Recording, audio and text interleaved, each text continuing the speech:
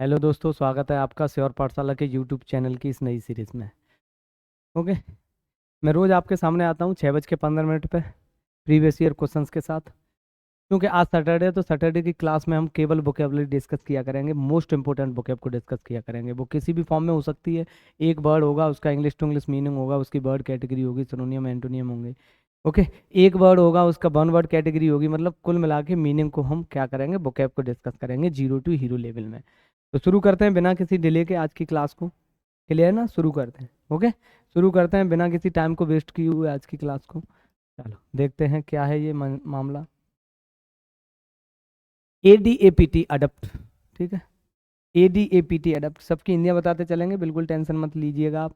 ADAPT, pen और paper को साथ लेके बैठो। ओके, पेन और पेपर को साथ लेके बैठो। ओके, पेन और पेपर को साथ लेके बैठो। क्लियर ना? ADAPT। इसका एक और भाई होता है ADOPT।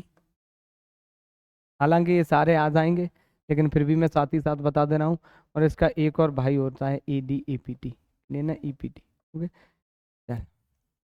ADAPT एडप्ट का क्या मतलब होता है, इसकी मैं आपसे बात करूं तो इसकी जो बर्ड कैटेगरी होती है वो काय की होती है, वर्ब की होती है। क्लियर ना? जो बर्ड कैटेगरी होती है वो वर्ब की होती है। इसका मतलब होता है क्या? To adjust, make suitable for a purpose. Okay, इसका मतलब क्या होता है? To adjust. Okay. To adjust, make suitable for a purpose. Clear ना? इसका मतलब होता है क्या? अनुकूल होना। क्या होता है? अनुकूल होना। लिखते चलना हिंदी। क्या होता है? अनुकूल होना। हिंदी लगते चलना।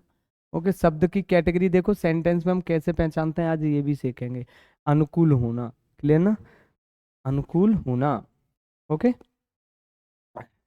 अनुकूल होना।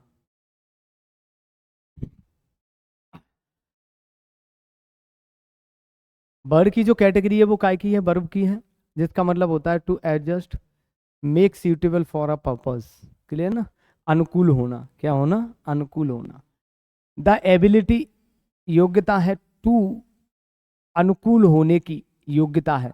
तो ADAPT टू के बाद आ रहा है, तो पता ही होगा टू के बाद हमेशा वर्ब ही आती है। तो यहाँ पे ये कैसे फंक्शन कर रहा है? वर्ब की तरह फंक्शन कर रहा है।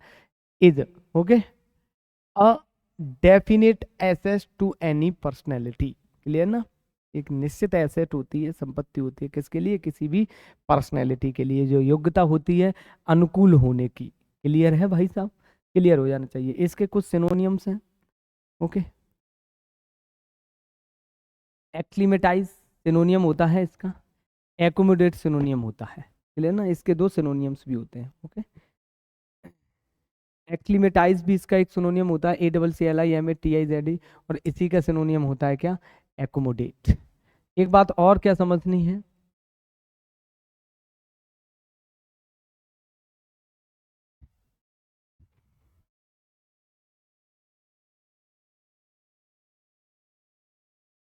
इसकी एक नाउन फॉर्म होती है जिसे हम काय के नाम से जानते हैं, एडेप्टेबिलिटी। ये इसकी नाउन फॉर्म होती है, अनुकूलता। यहाँ पे एक टर्म है, इसकी भी एक नाउन फॉर्म होती है, ACCOMMODATION, अकोमोडेशन। लिखते चलना भाई। ये इसकी नाउन फॉर्म है, काय की? एडप्ट की। क्लियर है? ये इसकी नाउन फॉर्म है। ओके। एकोमोडेशन जनरली क्या होता है? ION एंडिंग वर्ड नाउन होते हैं। ये इसकी क्या है? नाउन फॉर्म है, जिसका मतलब होता है क्या? आवास, निवास स्थान। एकोमोडेशन क्या होता है? आवास। आवास होता है, आवास, निवास स्थान।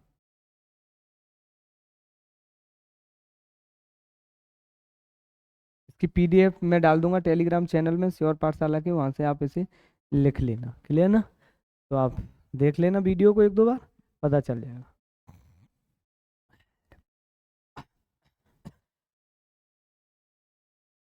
क्लियर है ना? घर, आवास, निवास स्थान। एकोमोडेशन क्या होता है? घर, आवास, निवास स्थान।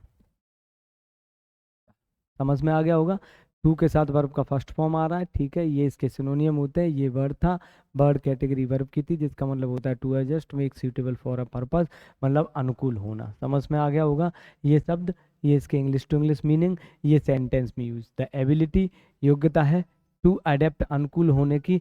Is a definite asset to any, is a definite asset to any, is a definite asset to, okay, any personality, clear हो जाना चाहिए। तो ये इसके सिनोनियम्स हैं।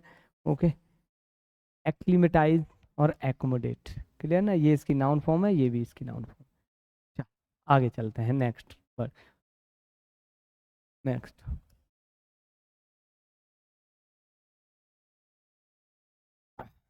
एड जॉन, साथ ही साथ वोकैब के बारे में भी जानेंगे, पूरा ऑपरेशन करेंगे तो फिर सही से कर लेंगे। ए और जे के बीच में जब कभी डी आ जाता है तो इसे क्या रखते हैं, साइलेंट रखते हैं।